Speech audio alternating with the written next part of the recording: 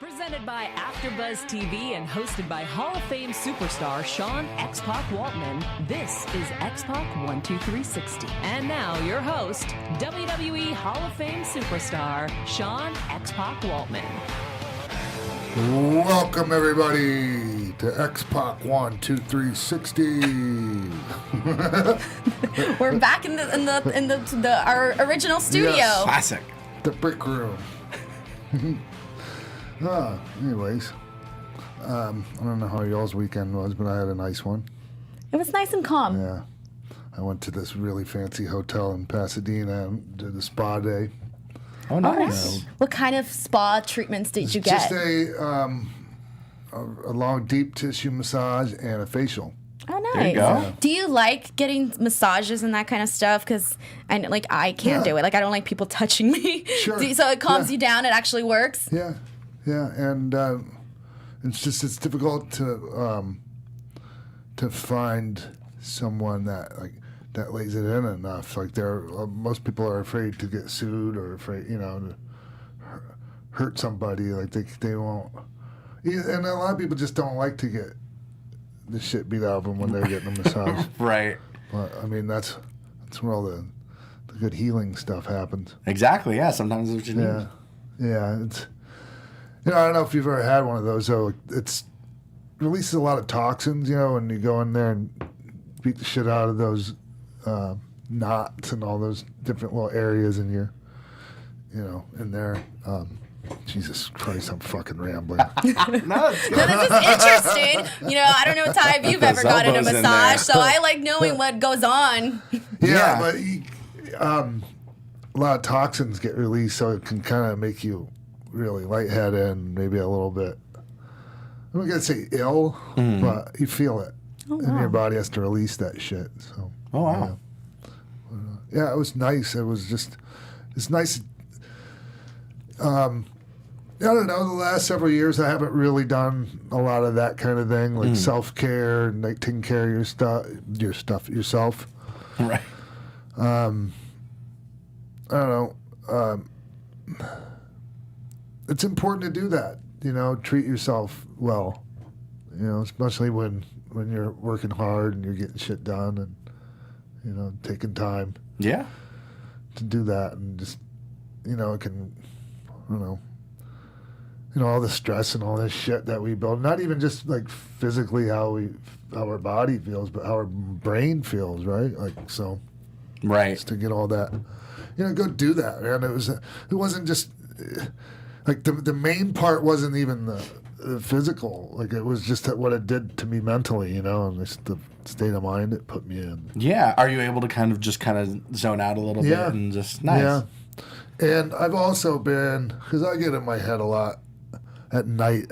Oh, that's the worst. Yeah, and I overthink, and I do a lot of the same things, you do, and Sure. everyone out there listening does, and most people can relate, and so what I've been doing lately when I'm in bed is like I go on YouTube and I find these like this chant, Okay. and they have like a music to it, like there's like a Buddhist chant, like Om. Does that count as ASMR? Or no, it's different. It's different. Yeah, but there's a certain frequency also Oh, nice. to it, and it really it puts your brain in a specific. I'm not even gonna. No, this is great. I say love it. But like, there's. Oh, there Thank you you, Jeff. go. I like it. Yeah, it's like this. That's dope. Yeah, and it just that a lot. it's you'd be surprised what it like does to you, to like just your sense of well-being, and like it really can help just shed all of that shit like that your brain, or not your brain but your mind like is getting bogged down with. So yeah, now it feels good. Yeah. That's awesome. Good. You never do the fan sound? The fan sound is like a common one. Like you have to have the fan on even though it's cold just because of the sound. Just that My ambient girlfriend noise. has one of the something like that, like a sound thing. Right. Yeah. Right. Can't remember which one that. Has to have something going on. Yeah. Yeah. So I'm just calm now, just talking about that. Can you That's tell awesome. how calm I am? Exactly, right? Yeah.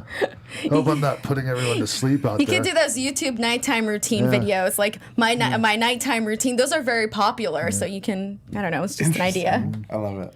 So yeah, and so also like that, like not just that, but I also have guided meditations. You know, my own personal ones that I've had from my therapist that wow. Maria and Keven hooked me up with. Ida. Mm-hmm. Yeah. And there's also ones that you can go and find online, you know, like on YouTube. Mm-hmm. They're guided meditations, but they're customized to, like, you know, what you might be trying to accomplish, but they're not like specific to you, right? Sure, like sure, it's sure. not like they don't say your name, but you know, they really help. You So know, it's like breathing in and out, that sort of thing. It's more like a meditation. You're just like ridding your mind of all this shit, except for whatever it is, you know, you're trying to get done. But yeah, no. And anyways, all right, enough of that shit for This is awesome. I today. love it. I feel tired. You're gonna go try some of these stuff. I'm gonna try all of these things. This sounds awesome. It's a big, you know, it really helps. So That's it's awesome. one of it helps every bit as much as swallowing a pill. Right. Right. I mean, and I mean that in as much as the immediate, like, relief that you get from it. I see. Yeah. So it's not like, you got to keep at it. And, you know, you fucking notice right away. Mm-hmm. So, anyways, all right. What are we doing today, Denise? Well, we put out another poll, which are fun because a lot of people like to sort of submit their ideas and that sort of thing about what we're going to talk about this week. Yeah. So today we're going to talk about you teaming with Kane. Yeah. Now, I know a few people might have heard our podcast with Kane, I don't know, a couple months ago when we No, it had was him like on. over a was year it, ago. Was it really? Yeah. Okay. Clearly I have no time perspective. Okay. So, but some of you guys may have listened to the podcast and we did talk about it briefly, but given that X-Pac and Kane were the hottest tag team of 1999. I think we need to go back and really talk about it, really dive into it. There's a lot of rumors that I also want to find out, get some questions, get some answers too. Yeah. So I think it's pretty exciting, especially because during this time, the Hardy Boys, Edge and Christian, hadn't hit their stride yet. The Dudley Boys were still in ECW. The New Age Outlaws at this time were doing more singles competition. So Kane and X-Pac, you guys were, you guys had the crowd in the palm of your hands and really invested into the storyline. So let's just start from the beginning. Obviously, this tag team furthered both yours and Kane's character-wise and furthered your guys' career. But let's just start off with how everything came about and how you guys got started as a tag team. So going into WrestleMania 15,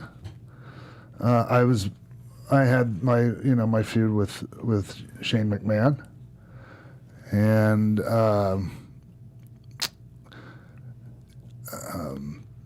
China had already turned on DX and gone with the corporation, quote unquote, and so Hunter had a singles match with Kane at WrestleMania 15, and so my deal with my match with Shane, so they came to me. Vince McMahon asked me himself, like, to have the match with Shane, and I was like, I've talked about this before, and so I won't go delve into this. But one of the things was, okay, but I'm going over. Like, I have to come through. At the end of this, and absolutely, no problem with that. And so I don't know if you remember, but they put a lot into building that thing up with Shane and I. Yeah. Talking about Shane and I an awful lot, and this thing was supposed to be talking about Kane. But anyways,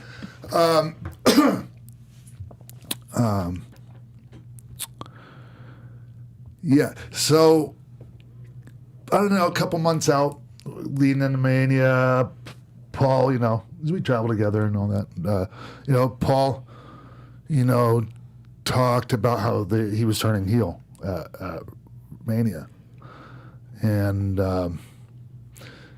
eventually, and no one asked me this, because, they knew, they told me, hey, you're going to go over and all that. And no one came to me and go, hey, we want you to, want you to lose to Shane. But it just seemed like the right thing to do. Right. So, Paul's heel turn, who the fuck, if he doesn't turn on me, who's he get, how's that going to mean anything, So I was like, yeah, you kind of got to turn on me there. I guess I'm getting fucked. Right. So, yeah, that's what happened with that. And, yeah. But, so where to go with me after that, right? So, mind you, I had a little, had one singles match with Paul. He went over on me and, continued with his heel push. And so, the Kane and I was kind of like a reward for. I look at it that way. Okay, I'm a team player. I jumped on the grenade for Hunter for his heel turn, and so. That was I looked at it like that. Okay, I'm getting my reward for being a team player and all that. But the thing is it was more than just that. It was great. It was fucking great. Yeah. It was just the whole way, the story was told, and gradually, I don't know if you guys remember this. Did you go back and watch any of it? Yeah, a lot of it. Well, and that was one of the things I wanted to talk to you about, not to sidetrack or anything, but just kind of the fact that there was this emotional core to why you guys got together. The fact that you guys were both sort of on your own. Yeah. So, I just remember coming out, and every time I would come out and get involved in one of Kane's deals, he'd end up chokeslamming me. Right. Yeah. Well, that was the fun part, because when he was basically Owen Hart and Jeff Jarrett issued an open challenge on Sunday Night Heat, and Kane accepted it, and then essentially when he was getting beat down or 2-on-1, you came out and helped him out. But it seems like I love that aspect of it, because he was getting ready to chokeslam you, and even though you were there to help him out in that way. So I feel even in your guys' first match that you guys had together on Raw afterwards, you noticed that even with the finish of how it all ended, where he had the he was gonna chokeslam you again, but it sort of played into it as well. And even the way that he was just standing there, waiting for just standing there and waiting for while you were getting beat up, just the fact that he was just standing there with zero emotion, little tiny things that you guys did really played to that character. Oh yeah, and it wasn't just that match, but there were situations where I came out to help. Mm-hmm. Right? Not even in the match, but I don't know, there was a beatdown going on or whatever the hell was happening, and I would come out and he would grab me and chokeslam me. So it wasn't even just that match. There was a couple other things too, right? And just this was a big transition for Kane, right? Being the type of heel he was. And just the type of character in general. Especially there's never spoke a word. It was all. But one of the things, I'm not sure what airline that is. The airline, that freaking plane flying over. Anyways, yeah. So Kane, he spoke volumes without ever saying a word. It was just the tilt of his head, or just it was all body language stuff. It was amazing, and I really loved that. And I'm skipping ahead a little bit here to when he started talking. I would have been just fine if he never spoke a word. Right. Well, one of the things that I love, not to jump ahead, is that segment where not segment, but after you guys beat the acolytes, when you kind of make him talk without the voice box for the first time. Yeah. So let's wait for that. Sure. But So do you remember whose idea it was in the first place to put you guys together? No. No. But I'm pretty sure that Russo had something to do with it. Like he was, I mean, that's who I talked to about all that. Yeah. I mean, because I would get a call from, Russo and I would talk like on a Wednesday, and talk about what we had coming up for TV. Like Vince was really good about that. Up until I started like not liking a lot of his ideas, and then I quit calling me as much. But no, but he had a good relationship with everybody as far as like talking, communication and all that, and all that. But and it's different then, right? It was just like, hey, here's the situation, and we went out there and made it, right? Like we created it in our heads and executed it all. Like there was no verbiage, there were no line script, all of it. Like, yeah, no, I'll describe the stuff when we actually get to it. I don't want to jump around so much, but there are things like I can point to, like in. As this is all playing out, to where like it was really great TV and it was just totally improv. So, what was the relationship between you and Glenn prior? We were friendly because Glenn was trained by we had the same teacher, the great Malenko, and actually when I went down to visit after. I don't know if I was I don't know if I was 1, 2, 3 kid yet. I might have still been just like Lightning Kid or whatever. But like I went back I was in Minnesota at the time. I went to Florida to visit, and Glenn was down there training, and there was what he was doing at the time was training for this group called Pro Wrestling Fujiwara Gumi, which is. Like UWF style. It was like an offshoot of UWF. Sure. And Funaki was part of it. Fujiwara, several guys. This was before Funaki broke off and formed Pancrase. Okay. So, anyways, yeah. So Glenn has a background in doing the shoot submission style stuff.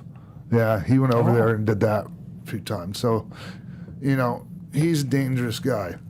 Not just because he's 6 big, foot right?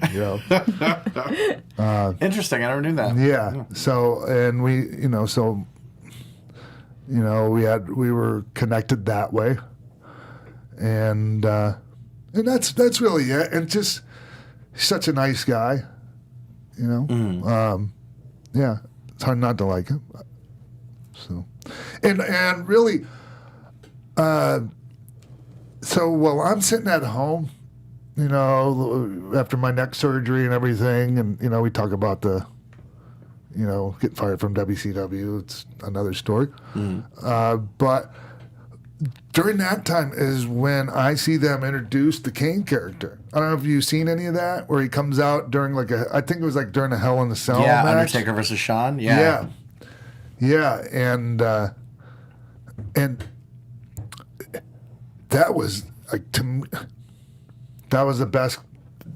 I don't know, that was the best stuff they had done in quite a while. Right. At that point, and I was like, oh my god, the whole character. I mean, they did such a great job with that, right? So,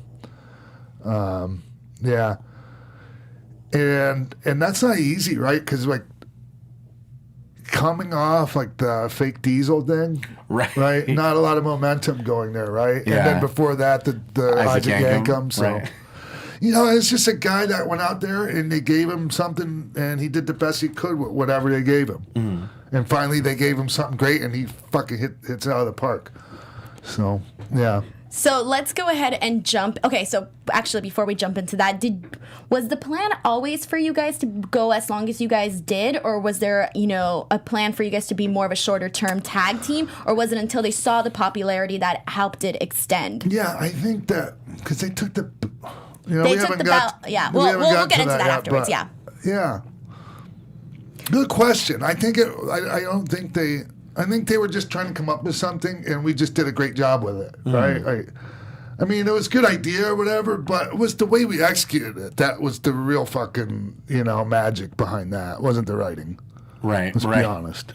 So then April 5th, 1999, that's the day that you guys become tag team champions. Yeah. And I already mentioned this earlier, but so Kane watches you get beat, and it played very well because, again, he was showing no emotion. It was almost like he didn't realize that, not like he didn't realize, but like he didn't realize that you guys were like an item together.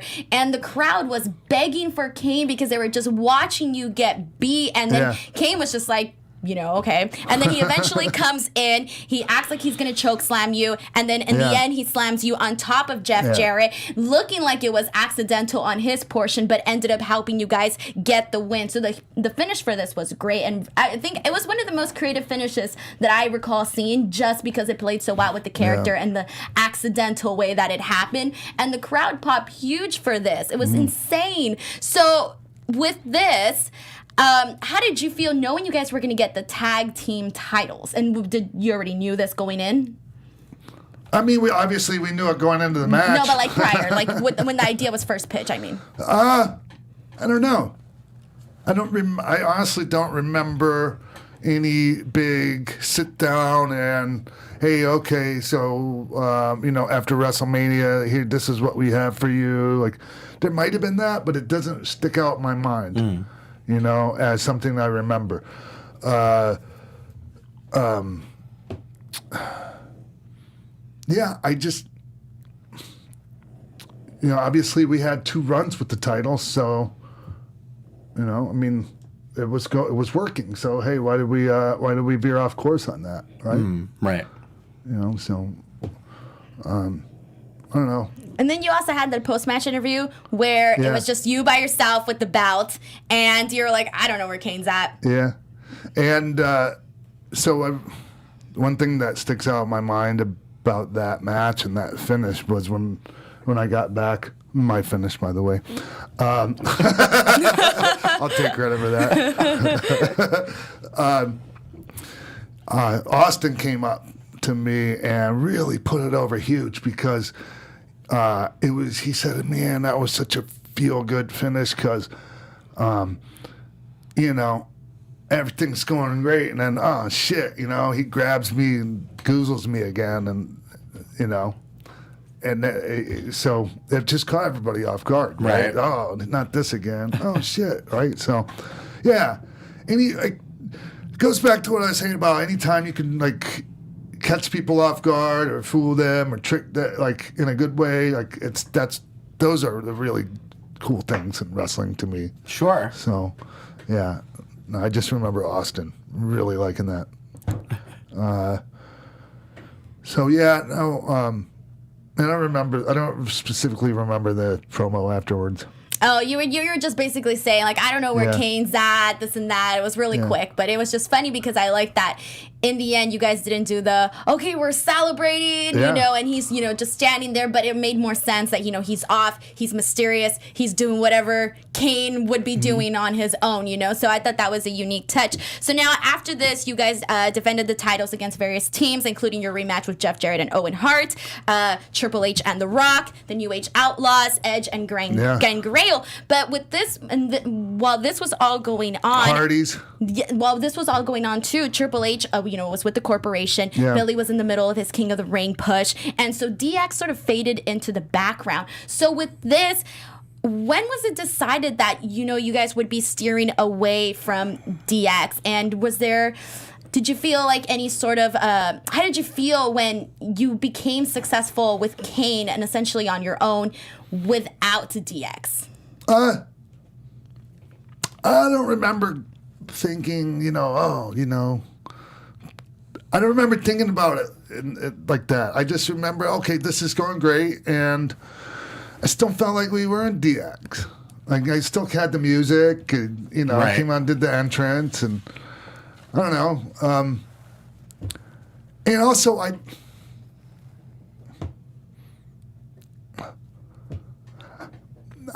don't know.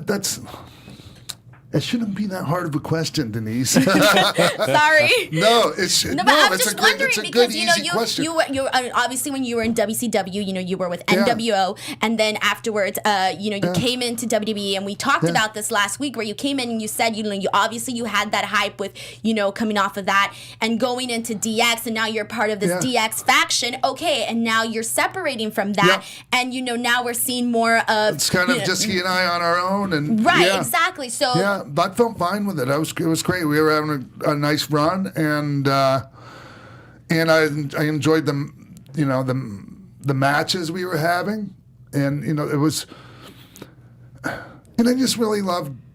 I've talked about this before that he's my favorite partner of all my partners. Like I just like the stuff that we did, just the stuff we created, like the moments and. The matches and all that. It's my favorite. Just for creative reasons, and really proud of some of those matches we had. I'm sure you're gonna talk about a few of them. And I think you also mentioned this when we had Jungle Boy and Luchasaurus, and you also mentioned that you sort of saw like a correlation between your team with Kane and Jungle Boy and Luchasaurus as well. Absolutely. The relationship. Yeah. Not. I mean, as much as the in ring stuff, it's the relationship, the dynamic between the two. Really a lot, actually. Yeah, absolutely. Really? And you guys, I think one of the best things about that team is that you guys complemented each other so well, not only in the ring but also character-wise. The fact that you were so kind of all over the place and had so much energy, and he's this, basically like Michael Myers kind of character. It helped humanize the both of you, but also you don't typically see teams of your guys' styles, teaming together. Yeah. I think that helps. So, and then a lot of the stuff we did, I just kind of did out there, and then so Kane reacted as Kane. Mm-hmm. I remember one time on the way up the ramp, I think he saved me or something, and I gave him a big hug, and that was just, I just did it, right? Mm-hmm. I played wonder what would I do right now? And I would give him a hug, and just the way it all played out, the way he reacted to it, and the way that the way they shot it, and the way just the presentation of it. I just it was people were emotionally invested in us as a team. Yeah, our relationship seemed really authentic. It's interesting to me that you mentioned that, you guys came up with a lot of this stuff, because that was actually going to be my original question, as in how you guys came up with this sort of dynamic for you guys to work together so well. So, when bouncing ideas back and forth with each other, was it very easy to sort of, come up with things working with Glenn like this? Very. Very. What would you say that you brought and that he brought, that was differently or the same, or that you guys both had in common, ideas you wanted to push forward? I don't remember. What he brought was he's 6'10", and what he brought was Kane. He brought Kane to the equation, and and it was so easy to come up with ideas, and it was just God, there was just so many different possibilities and just I don't know. I always went into it I never went into, and you might remember when he was on the show, he talked about this. I always went into it on how we can feature Glenn. On how he said you was the always star had his back for a lot of stuff, that you would vouch for him or stick up for him. I forget the exact wording, but he said that about you. Yeah. I would take a bullet, or that's not the right word. I would wrap my fists and dip my hands in, tar and dip them in broken glass and go in and fight when it came to, if they were doing something that wasn't right for Kane. Mm-hmm. So. And was it something that you just knew, like in your gut, like this isn't right to do, Yeah, or was Kane it wouldn't something do that that. he You ain't doing expressed that to to you, Kane. or was it something that he expressed to you privately, like, oh, I'm not a big fan of this? No. Or you No, just he didn't knew. have to. He didn't have to. Okay. No, never once. Nope. I always knew. And that was a lot of that was stuff that he was doing on a singles basis too, you know. And did he know that you would go and, stick out for him, or was it something that he found out don't know. afterwards? Because I can imagine that, if your friend's going to go out there and speak up for you, I mean, if I was the person, I would be like, oh, maybe you shouldn't. But it wasn't or I being don't selfish know, either. I wasn't being selfish about things. It was just that didn't make sense, and it wasn't right. But yeah, no. I'm trying to think of some specifics. Damn it! I wish I could. Was there anything that they pitched to you that you can remember that was like? No. I there were things, but it wasn't that hard. Sure. Because I made sense. Because when you write about things and that, like, it was just okay. Yeah, you're right. Most of the time. Right, and you got. And it wasn't me going in there like, what about me? Sure. It was no. This is wrong for him. Exactly, and I think with the Kane character and with characters like that, it's such a delicate balance. Yeah. Like it's easy to mess that up and make the audience not take them seriously anymore. So it's a tough line to walk. And so there was a brief period of time there where Glenn, he got hurt. He hurt him. I can't remember what he hurt, elbow or something, and he dropped some weight, and it was noticeable. And so, a couple of the people in creative started trying to book him like he wasn't a fucking monster anymore because it was some kind of notice. He's still Kane, right? Yeah, he's a supernatural being. I mean, he's. No, we don't veer off course because he dropped 15 pounds. Yeah. So that was Terry Taylor I had that argument with, who I love very much. Yeah. But he was wrong. So I guess we found one of those instances. So speaking of pitches or rumors or things that may have been right, may have been wrong, were there ever any actual plans for Kane to join DX? I know the rumors going around that I've heard was that there was actual gear made for Kane. I don't recollect DX. any of that. No? No. Do you think it would have worked? No. No, not at all. No, it wasn't necessary. Because, he almost kind of was, right? Like, yeah, no. So do you think that, because I was also thinking, obviously you and Kane were super popular. Do you think DX could have worked with you, Kane, Road Dogg, no Triple H, no Chyna, no Billy Gunn? No. Even given how, maybe you taking leadership? Never? No. I kind of was a little bit, because we did this thing, fight for the rights to DX. Right, with you and Road Dogg versus Chyna and Billy. Yeah. And I think Paul might have been in on that too. I can't remember. Anyways, so no. And we were always very protective of, I've talked about this before when Paul first turned on me. Russo immediately wanted to fill that hole with Val Venus. Oh, interesting. Yeah, fill that hole with Val Venus. What the fuck? Val couldn't have said it better himself. There was definitely no pun intended, I swear. Fuck. So, yeah. So it was just, no, we were very careful and when it came to that.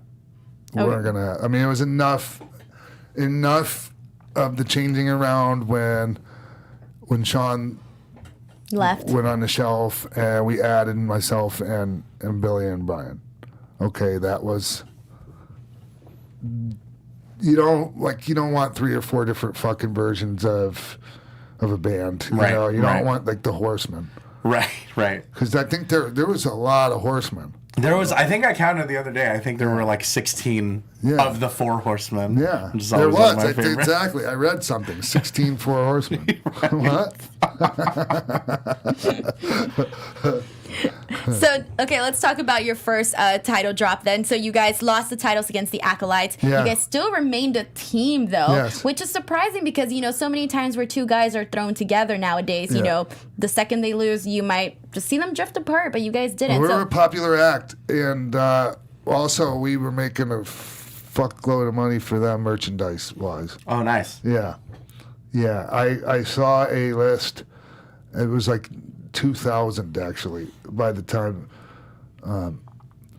Kane and I were like number 4 and 5 in the company. Oh, wow. As far as merch, we had Rock there, fucking Stone Cold. Yeah. It was either 4 or 5 or 5 or 6, something like that. Totally, But yeah. Either way, that was still at the very top. Yeah. That's awesome. According to Meltzer. Hey, no, you could, like, people can laugh or whatever, but when it comes to figures and numbers, like, I believe it. Dave's on the fucking money on all I buy that. it for Always sure. has been. Okay, yeah, I don't remember who we worked with, after we lost the titles. I mean, You do guys have had that? you guys had various matches, various different opponents. Yeah. Yeah. And how long before we won them back? August 9th. Then you held them for 3 weeks, and then you lost them again. You lost them to SummerSlam. Undertaker and Big Show. Yeah. Yeah, and it was essentially during this time that Triple H won the WWF title at SummerSlam and began to reform DX as a heel faction. Yeah, and we started telling the story of, okay, was Billy back involved? Yeah, Billy was. Yeah. And, I started kind of hanging out with those guys again. And hey, but actually, boy, I'm really jumping on. Are you missing the stuff where I do the stuff with the Undertaker and Kane shoots me with the fireball? Yeah, let's talk about that. Did you? No, I have everything in a different. I have more things in terms of topics and questions. Oh, That's okay. why. Yeah, I formatted it a little differently this time. Okay. So was that after you guys had beat the Acolytes for the titles to win them the second time? When I got shot with the fireball? Yeah. It must have been around the time when, leading up to the stuff with Taker. Got it. Okay. Taker and Big Show. Mm. So, yeah. Where were we? You're talking about the fireball and all of that. So tell us how that all played out, and where the idea came from, how you felt I don't afterwards. remember. I just remember. Yeah, there it is. God, that's a great shot. I had a match, and I think it was in Dallas at American Airlines Arena. But I had a match with Taker, and it was real quick. Something happened in the corner. I spin kicked him and busted his fucking mouth open. It was crazy. And he grabbed me and threw me in the corner and fucking lit me up and busted we were both, but I had a big black eye and his fucking mouth was bleeding over a 30-second match. Right. Boom, down I go, and Kane's music. Kane, boom, the fire, everything. Out he comes. Taker's holding me by the hair, and Kane goes to shoot Taker with the fireball, and Taker turns and, he hits me on accident, and I sell the fuck up, and I'm screaming, and I'm blind or whatever. I can't, but yeah, and I've talked about this on my Twitter account because people will ask me, how'd you do that? And the basic answer is he just shot me in the face with a fireball.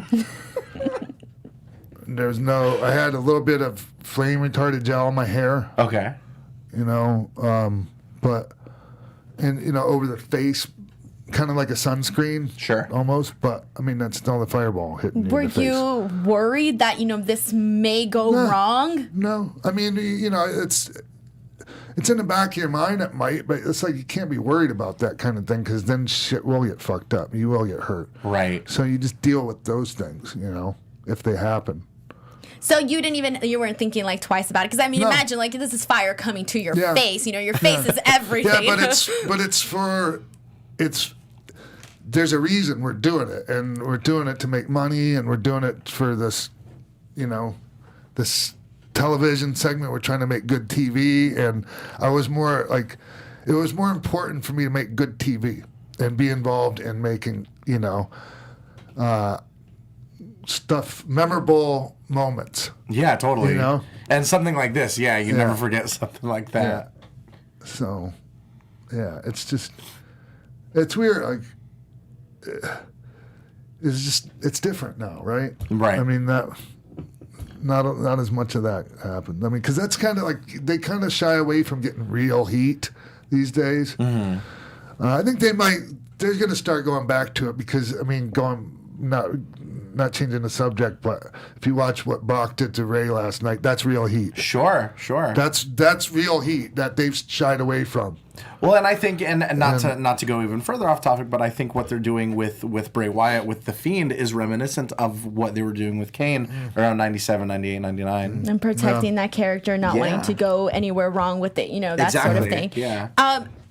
Sean, I remember you telling a story as one of the, I don't know if it was during the Kane show or when you were talking about with Luchasaurus or Jungle Boy, where you said that with Kane that you would go out and you would get, like, I forgot if you said you would get really hurt or something happened to you each and every single night or something like that. Yeah. I don't know if you want to retell that story more clear because I was just thinking about that right now. No, that's actually, and I don't even want to, there was a certain tag team that we worked with like on a nightly basis. Okay. And there was a certain spot in the match where I got knocked out every night, and I fucking knew it was coming every night. That's what it was. I was remembering that you knew it was coming, but I couldn't remember exactly what it was. Yeah, I'm not going to name names because I don't want to make that person feel bad when I fucking kicked them every bit as hard as they fucking did me. That's how I took it. I took it hard, and I could have said something, or I could have just not taken it so hard.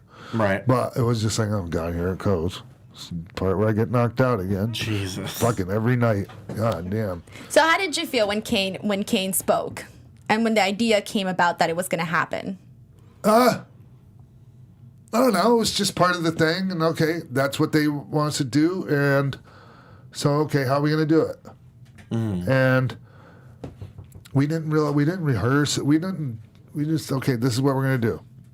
Went out there, and it was like Brian said something or whatever. We won the belts, and those guys came out and they celebrated with us, and then I was just kind of did what I was going to say, and I just remember him going to talk with the voice box, and I'm like, Anyways, I got the crowd worked up. They were into it. Yeah. Oh, I remember those moments vividly because they did such a good job in pushing him as the silent monster that like it was a big moment, and all it was him just going suck it without the fucking voice box. right. And that created such a memorable moment. It's huge, yeah. Yeah, and like it's hard for me to look at like that sometimes because we were the ones that made that, and I don't know. And okay, we just had that was at the Allstate Arena, and a lot of us have talked about that. That's the best building crowd reaction there is anywhere, and that night there was no exception. Right. Exceptionally lively. That was the same night Jericho debuted as well. Yeah. Oh wow. Okay. Yeah. Also, Jesse Ventura was there. Snoop Dogg was there too. Oh my gosh. Yeah, because me and Road Dogg and Godfather and a couple other people and Snoop Dogg are in this room, and we're all smoking this joint, and and this is back in 1999, and Chicago, not LA, and Jesse Ventura. Anyways. Marissa, Shane's wife, is standing outside with the spray, like trying to get the smell out of the fucking hallway. And here comes Jesse Ventura, Governor Ventura. Smells good in here. And anyways, but it was, we had to smoke pot with Snoop Dogg. It was a thing. Sure. Right? So. But yeah, I remember, I think part of the reason that moment resonated with me so well is because it reminded me of when Taker first spoke, when he was on the funeral parlor. Yeah. And it's those moments when those characters speak for the first time, you don't forget those. Yeah. It's crazy because I feel like Kane's had like, you know, because he also had that moment. Like I like also one of the things that I remember was when Kane first unmasked too. And you hated it. Well, I mean, actually, I took his mask. I don't know if you know that, right? Yeah. And I remember like, but it's funny because like it's crazy how like those little moments like. You know, just having those little moments and making them like a real big deal and having people like really like get excited about those things, you know? Sure. Yeah. So talking about taking the mask up, like everyone wants to see what's under the mask, but then afterwards it's like, you know, it's better with the mask on. Nothing will ever live up to it. Yeah. It's like there's like a line from the movie Seven that's along those lines. Like it'll never live up to what you built up in your mind. Mm-hmm. Yeah. All right, so let's talk about the part. Okay, so you're back with DX, but you're still sort of, you know, telling Kane like, you know, we're still buddies, like we're still bros. We talked about the SummerSlam match yet and all that, where we lose the belt. Yeah, I mentioned it earlier. Yeah, but I want to like. Well, let's go ahead and talk about you guys. Okay, so you guys re-won the titles on August 9. You guys held them for a while, and then you lost them to Undertaker and Big Show. Yeah, so the SummerSlam that year was in my hometown. In Minneapolis, so that was a big deal for me. So, you know, we were like the second semi-main event, and so there was a three-way. I think, you know, it was Hunter and Mankind and Austin or something. I think so. Yeah, with Ventura, Jesse's the special ref, and he just become the governor. So there was a big, you know. That was a huge deal, Jesse Ventura. Right. All of a sudden, like before, you couldn't even say his name around there. Then he became governor, and it was like, hey, our buddy Jesse. So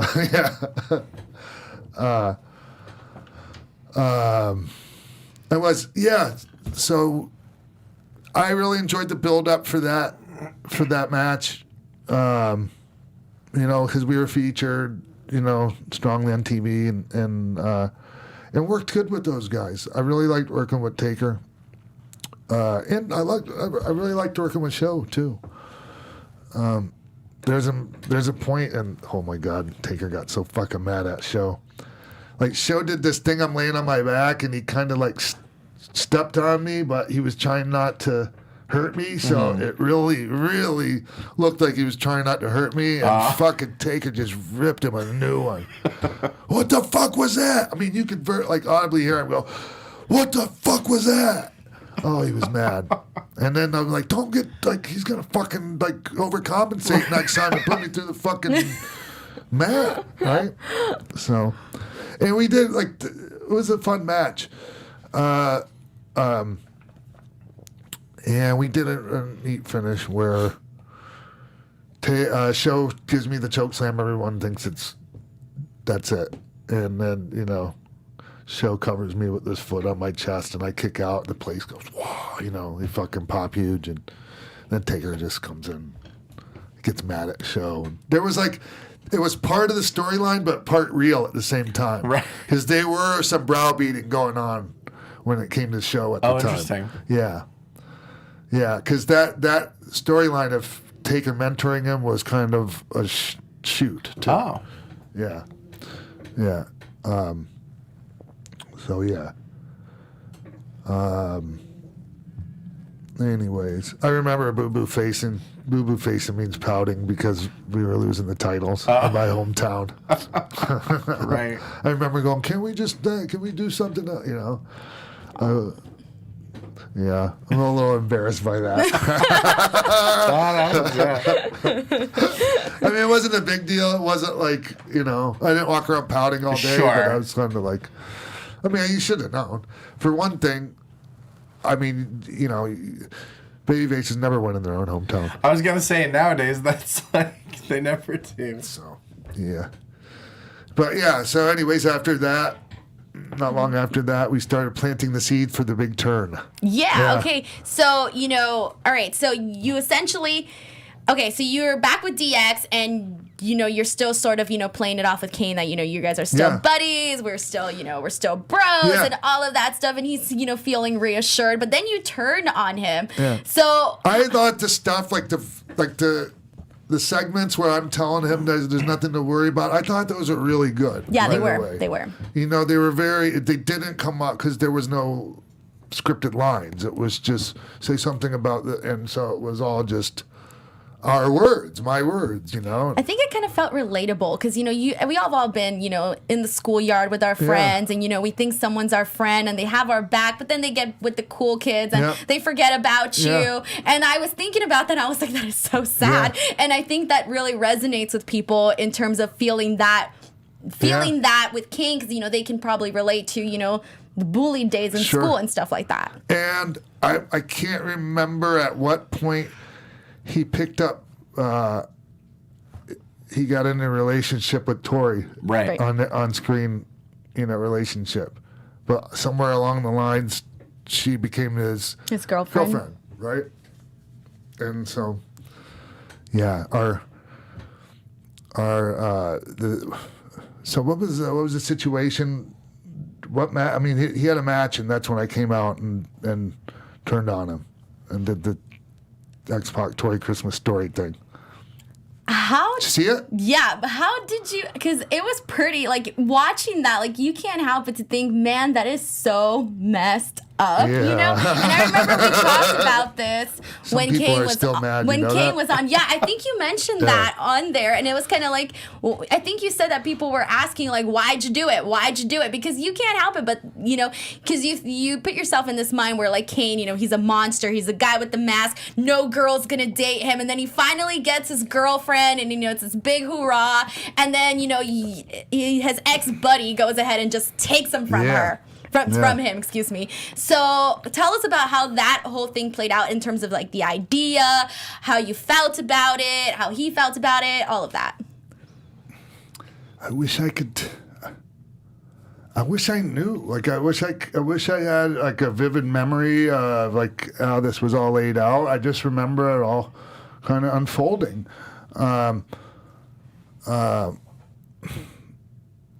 But gradually, it seemed like it didn't seem like it was just overnight. Like it seemed like we took our time with this. Oh shit! Did you like the idea when you were yeah. first pitched it? You're like, that's sure. a dirty one. Let's do it. Yeah, and like all the whole. You saw the segment where we got him down in the corner. Yeah, and, you know, and made him like basically suffer and watch. Yeah. My kids were confused when they saw that. What was their reactions? I just remember, like, my wife at the time going, you know, like, they were confused by them. Like, why'd you let them watch? Right. You know? So how did you explain that? Or I don't remember. What did they think? They were just like, why is he doing this? They seen some things that confused them a lot more than that, Denise, around that time. So. Right. Yeah. Unfortunately. Yeah. It was just, I don't remember. And it was all my stuff. I came up with it just off the top of my head, like that whole Christmas Story thing, and because it was right around Christmas time. And it wasn't so much like how I said it. It was just that it was the situation, right? And like the venom and like the you know. So it wasn't the words. It was like the tone and just the venom that in my voice and just like, yeah. There's a picture right there. We should have used handcuffs, right? What the fuck? Anyways, yeah. I tell you, people wanted, even after that feud was finished, like when we came back and did the 2002 NWO, he would come out and people would still go fucking crazy when he would come out after me. And the feud was done, you know? But anyways, yeah, about like, let's get back to the... Okay, so there was that tease though that Kane would eventually join the heel faction of DX. Was that ever gonna happen, or was it just like a tease? No, yeah, and it wasn't really a DX. It wasn't really necessarily a heel DX yet, was it? It was already like you guys were already heels, like because it had been started since when Triple H reformed it. Okay, Yeah, but there was some kind of gray area there. Well, there was, yeah, and it was funny because I was going to actually ask you this. This was going to be one of my questions, but I'll just go ahead and ask you now. Okay, so I was going to say the lines were blurred between heel and face during this period. So do you think you guys could have stuck around as a tag team for more while still doing the DX stuff, or was it the right time to turn? It was the right time. Okay. It was exactly the right time. Yeah. Okay. And like all the stuff that came from that, like it was all, I was big fan of, like I really proud of all that stuff too. Was the dynamic difficult for you being the smaller wrestler, being the heel, considering it's usually the opposite way? Can you tell us about that? Yeah, it's just on top of just your average guy that size, you know, as a baby face, keeping a guy like that in trouble, being able to so I've talked about this, and that's advice I give to a lot of people down at PC, actually, like especially because there's a lot of matches these days with, you know, disparity in size, and like if you're a smaller guy that wants to be successful working with bigger guys, you have to come up with creative ways for them to stop themselves. As opposed to all of a sudden, when it's time to get heat on him, you just stop him. Like when he's like 7 feet, when he's a foot taller than you and outweighs you by 200 pounds. Right. It's much better if you move out of the way and he crashes and burns, and that's how you shut him down. It makes more sense, and it helps. It just makes it more credible. Yeah. So, like, I always had a lot of those creative ways of doing things like that. And so, yeah, and on top of that, he was, you know, like a carbon copy of The Undertaker when it came to how he sold things. You know, you hit him with something even big, 2 seconds later, he's sitting up and fucking on his way back up. And it was a lot of work. It was a lot of work, and I used to use anything I could to get there. You know, like I've talked about this before. He went to the hospital like 2-3 nights in a row, or 2-3 matches in a row, because I kept busting him open like with different things and fucking ring bell, things like that, and. You know, he was a nice guy. He didn't want to make me feel bad, so he wouldn't tell me. So then I'd fucking hit him and get knocked. You know, it was so bad. Right. Yeah. So, yeah, but it was. I remember one time I was booked in the main event. It was on a house show. And it was like Iowa. It was Davenport, Iowa, something like that. And so I'm coming from home. I wasn't already on the road, coming from home. And, you know, I don't know why I was late. And anyways, I ended up missing every flight. Oh, shit. Yeah, and I'm in the main event cage match in this house show. It's like, oh, fuck. You know, it can't, there's no way I'm going to make it. Yeah. And so I'm about to call him and, you know, tell him, you know, I can't make it. And then I fucking, oh, Lou, stop.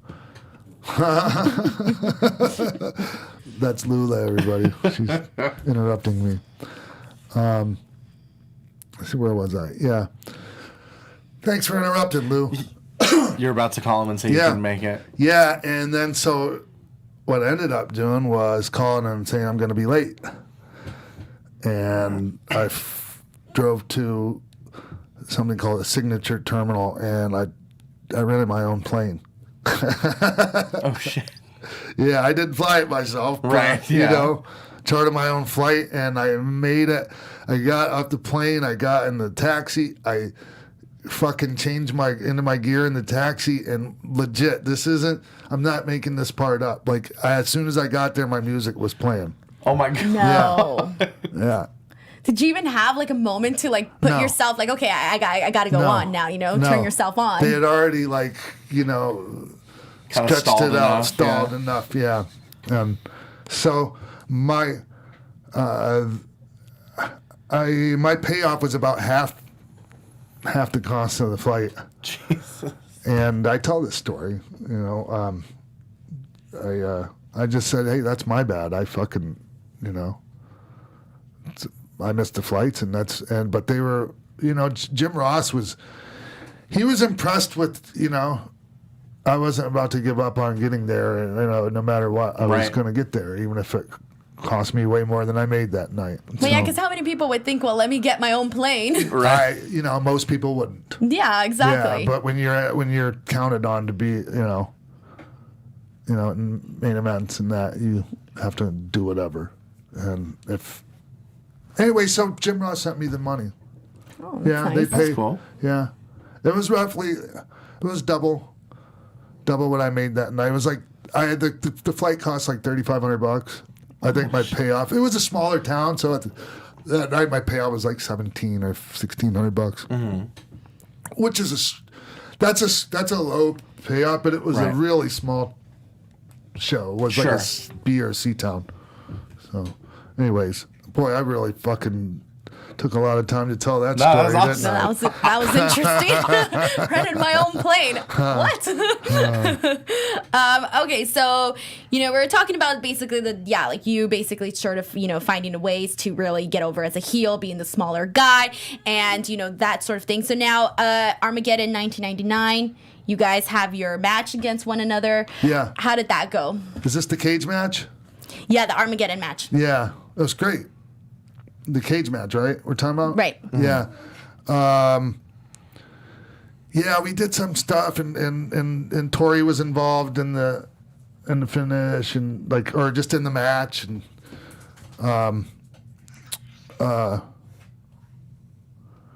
shit. I'm trying to think.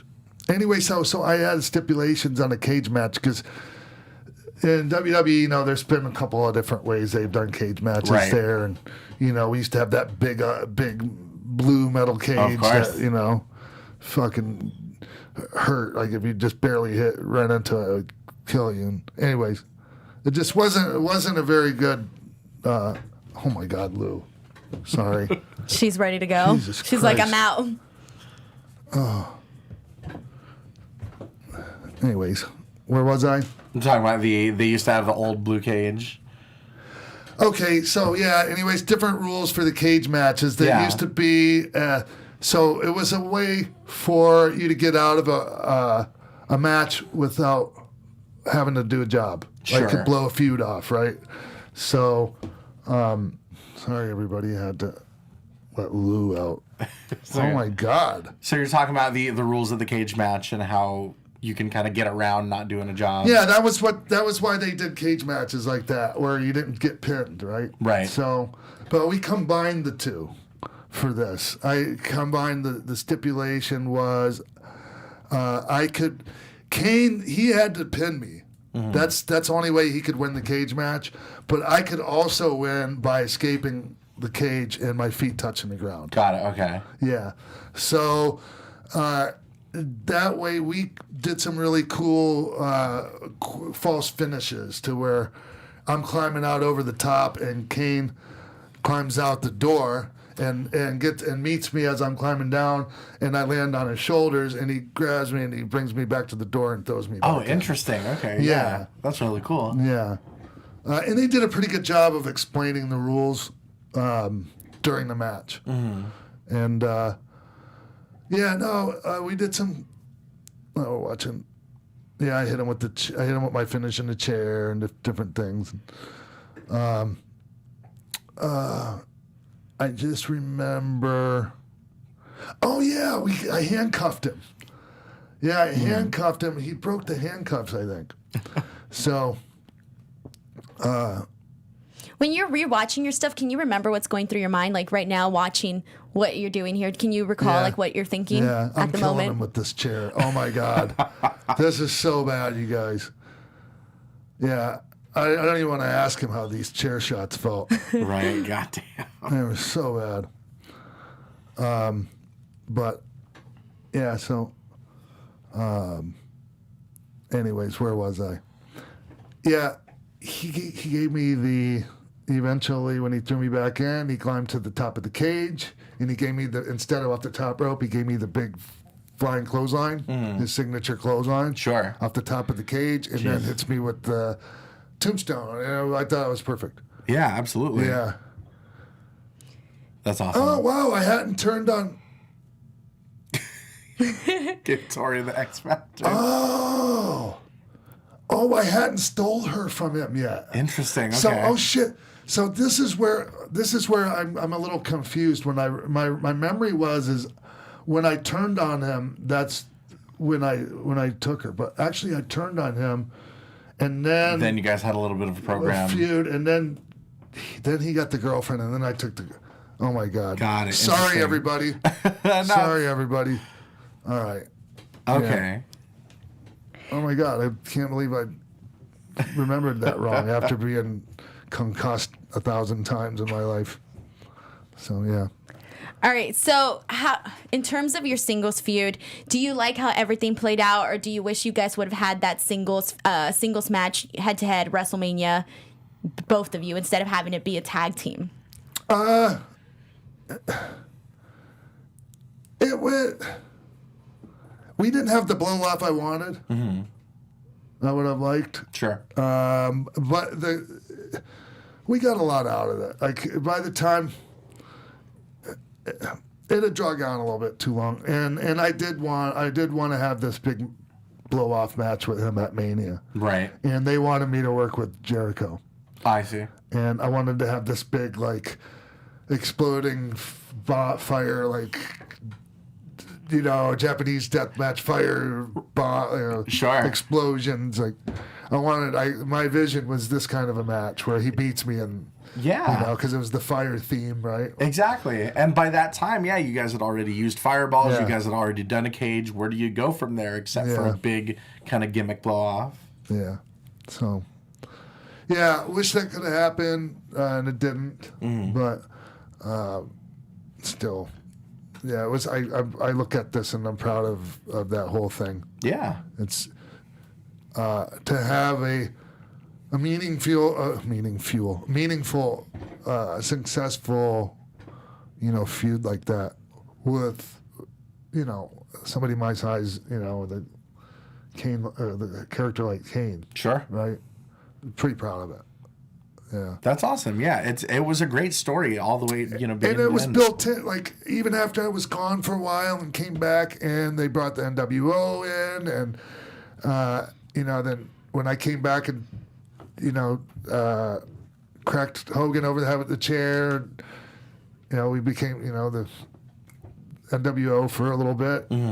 There was that built-in storyline with Kane that we were able to capitalize on there. So we had a 6-man, Scott, Keven, and I versus Rock, Hogan, and Kane. And Kane actually is featured, right? They both Hogan and Rock both feature Kane, and Kane at the end, once he gets his hands on me, the place goes nuts, and he beats me. I go for the Bronco Buster. He catches me out of the Bronco Buster, the choke slam, and anyways. So we got a lot of mileage out of this whole thing, even after it was technically over, and even to the point where Kane was in the gym and he was doing shrugs, and it was just a freakish accent. Like somebody did a lot. He tore his bicep really bad. So to finish everything off, we did to put a button on it, sew it all up. Jumped him in the back and took his mask off and wore his mask on TV for, I don't know, a couple weeks, a month or whatever. Right. Yeah. So, and that was it. Nice. That's awesome. Yeah. How do you feel looking back at all of that? Really grateful because, as much as Glenn says, how good that was for him and his career, same for me. I was, it's exactly what there's me. And I had the nunchucks. And anyways, so yeah, it was great for me at the time. Yeah. You just to have that singles program, like I was saying with a guy like Glenn, you know, with that kind of character and yeah, proud of it. Yeah, very proud of it. All right, I've said I'm proud of it enough. I dig it. That's awesome. It's just my favorite, and for so many reasons.